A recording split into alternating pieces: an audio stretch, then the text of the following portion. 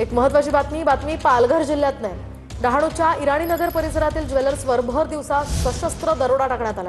लाखोंचा सोन्याचा ऐवज घेऊन दरोडेखोर पसार झाले असून ही सगळी घटना सीसीटीव्ही कॅमेऱ्यामध्ये कैद झाली आहे। भर दिवसा दरोडा टाकल्यामुळे डहाणूसह परिसरात सराफा दुकानदारांमध्ये आता भीतीचं वातावरण पाहायला मिळतंय। आपण पाहतोय ही सगळी दृश्य तिथल्या बाहेरच्या सीसीटीव्ही कॅमेऱ्यामध्ये कैद झाली आहे। भर दिवसा अशा प्रकारे इराणीनगर परिसरातील या ज्वेलर्सवर दरोडा टाकण्यात आलेला आहे। सशस्त्र दरोड्यामध्ये लाखोंचा मुद्देमाल त्या दरोडेखोरांनी लंपास केला। त्यामुळे सध्या दुकानदारांमध्ये दहशत आहे। लवकरात लवकर यांचा बंदोबस्त करावा अशी मागणी सुद्धा केली जाते। दरम्यान ही सगळी घटना तिथे बाहेर असलेल्या सीसीटीव्हीमध्ये कैद झालेली आहे। अचानक भर दिवसा हे दरोडेखोर आले, त्यांच्या हातात शस्त्र होती आणि या शस्त्रांचा धाक दाखवत चक्क पिशवी भरून हा सगळा ऐवज त्यांनी इथून लंपास केला। त्यानंतर परिसरामध्ये मोठी गर्दी झाली आणि संपूर्ण दुकानदारांमध्ये सुद्धा घबराटीचं वातावरण निर्माण झालं। पोलिसांना तात्काळ या ठिकाणी बोलवण्यात आलं।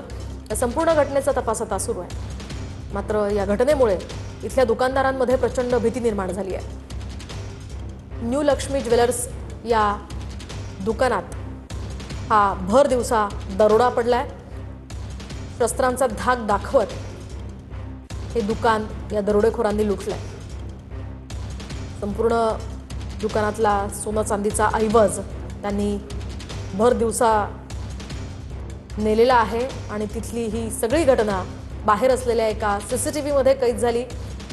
न्यू लक्ष्मी ज्वेलर्स या दुकानात हा दरोडा पडलाय।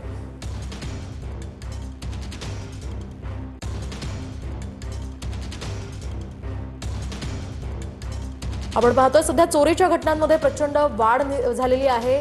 ठिकठिकाणी चोरीच्या घटना वाढताना दिसताय। सध्या पालघरची ही दृश्य पाहतोय आपण। पालघरच्या डहाणूमध्ये भर दिवसा अशा प्रकारे सशस्त्र दरोडा पडलेला आहे। हे सगळे चोरटे, सगळे दरोडेखोर हातात शस्त्र घेऊन आले आणि शस्त्रांचा धाक दाखवत त्यांनी हे दुकान लुटलेलं आहे। लाखोंचा ऐवज या दुकानातून त्यांनी लंपास केलेला आहे। दरम्यान ही घटना घडल्यानंतर या परिसरातील सगळ्या दुकानदारांमध्ये भीतीचं वातावरण आहे। लगेचच इथे पोलिसांना बोलवण्यात आलं। पोलिसांकडून या दरोडेखोरांचा शोध घेतला जातोय। मात्र भर दिवसा अशा प्रकारे जर दरोडा पडत असेल तर कायद्याचा धाक उरलाय की नाही आणि एकूणच या घटनांवर आळा घालण्याची ही गरज निर्माण झाली आहे। परिसरातील नागरिकांनी आता या पार्श्वभूमीवर लवकरात लवकर उपाययोजना करण्याची मागणी केलेली आहे आणि या दरोडेखोरांचा बंदोबस्त करण्याची ही मागणी केली आहे।